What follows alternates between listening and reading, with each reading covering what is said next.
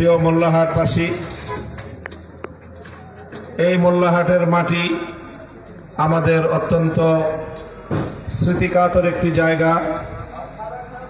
আমার পূর্বসূরীদের জন্মভূমি এই মোল্লাহাটের মাটি। এই মোল্লাহাটের মাটিতে শুয়ে আছেন আমার মরহুম নানাজান মাওলানা আজিজুর রহমান রহমতুল্লাহ আলাইহি সহ তাদের পূর্বপুরুষগণ। এ মাটিতে আমাদের শৈশবকালের অনেক মধুর স্মৃতি মেখে আছে। এই মোল্লাহাটের মানুষ এবং এই মাটি ঐতিহাসিকভাবেই ইসলামের ঘাঁটি। মোল্লাহাটের মাটি ঐতিহাসিকভাবে ইসলামের ঘাঁটি। এখান থেকে ইসলামকে, ইসলামের গৌরবকে ধূলিসাৎ করে দেওয়ার জন্য অনেক পায়তারা এবং অনেক ষড়যন্ত্র হয়েছে।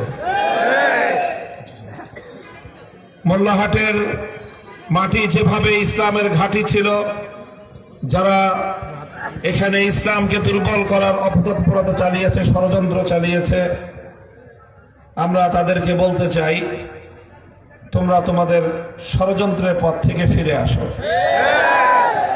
আমি মোল্লাহাটের মানুষের প্রতি আরেকবার কৃতজ্ঞতা প্রকাশ করছি।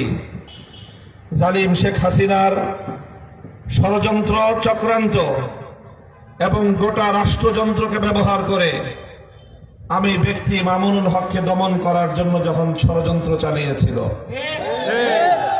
হেফাজতে ইসলামকে কেন্দ্র করে শেখ হাসিনা এবং তার দোসর, তার লেসপেন্সার, তাদের ষড়যন্ত্র ছিল -3 ফর্মুলা। তারা হেফাজতে ইসলামের 3 জনকে মাইনাস করার চেষ্টা করেছিল। প্রথম আমাদের তৎকালীন আমির হেফাজত আল্লামা জুনায়েদ বাবু নগরী, দ্বিতীয় জন ছিলেন আমাদের তৎকালীন হেফাজতে ইসলামের মহাসচিব আল্লামা নূর হোসেন কাসেমি, আর তৃতীয় জন ছিলাম আমি অধম মামুনুল হক।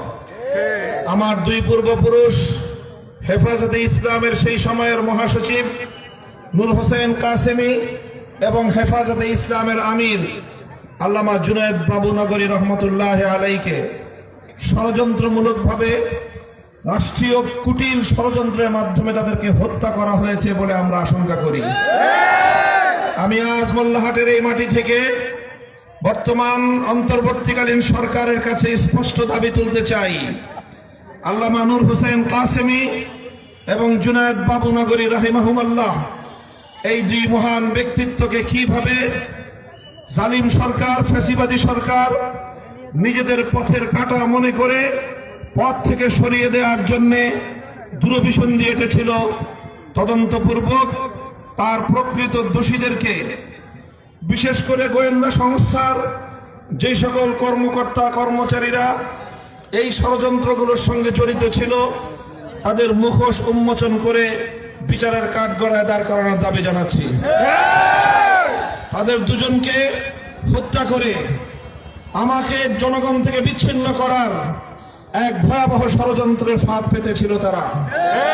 বাংলাদেশের রাষ্ট্রীয় সমস্ত গোয়েন্দা সংস্থাগুলো, যাদের দায়িত্ব ছিল রাষ্ট্রের নিরাপত্তায় নিয়োজিত থাকা, দেশের অখণ্ডতা রক্ষা করা, দেশ বিরোধী সকল ষড়যন্ত্রের বিরুদ্ধে রাষ্ট্র সরকারকে তথ্য দিয়ে সহযোগিতা করা, সেই হাজার হাজার কোটি টাকা দিয়ে যেই গোয়েন্দা সংস্থাগুলোকে লালন পালন করা হয় দেশের স্বার্থে, সেই গোয়েন্দা সংস্থাগুলোকে